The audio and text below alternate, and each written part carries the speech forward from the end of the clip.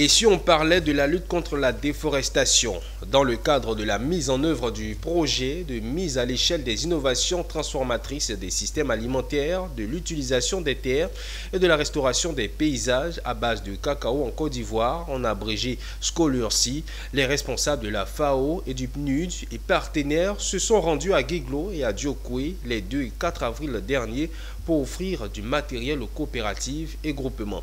L'objectif étant de lutter contre le changement climatique à travers la pratique de l'agroforesterie. Théodore Kanga. Initié par le Minader, le projet Scholursi vise la réhabilitation des paysages cacao-forêt dans les zones productrices de cacao. 4 régions ont été choisies pour la mise en œuvre de ce projet. Le mercredi 2 et le vendredi 4 avril 2025, des groupements et coopératives des régions du Cavali et du Guémon ont bénéficié de matériel bureautique et agricole offert par l'Organisation des Nations Unies pour l'alimentation et l'agriculture, FAO et le PNUD. Alors, le projet Scholur couvre 4 régions en Côte d'Ivoire. Il y a la région du Cavali, la région du Guémon, la région de l'Indigné-Douabin et la région de la Mé. Et aujourd'hui, c'est la première étape de cette tournée-là que nous avons démarrée.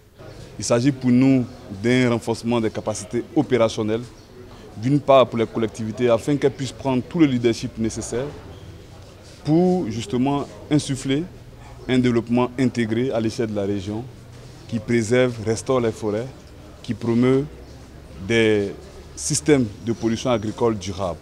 Le projet Scholursi est mis en œuvre dans l'objectif de lutter efficacement contre le changement climatique et promouvoir des chaînes de valeur du cacao sans déforestation et restaurer le paysage cacao dégradé. L'idée est qu'ils puissent effectivement sur le terrain faire cette activité pratique de mise en œuvre, de mise en place des parcelles, d'introduction des arbres dans le verger, afin qu'on puisse avoir des vergers beaucoup plus résilients qui résistent à tous les aspects de changement climatique qu'on observe dans les différentes zones. Nous venons de recevoir ce matériel et nous sommes vraiment reconnaissants.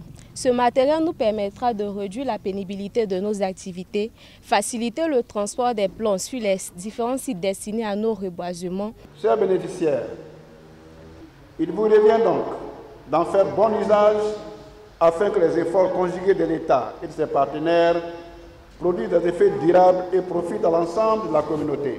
Cette cérémonie de remise de matériel matérialise l'engagement des partenaires en faveur des acteurs locaux.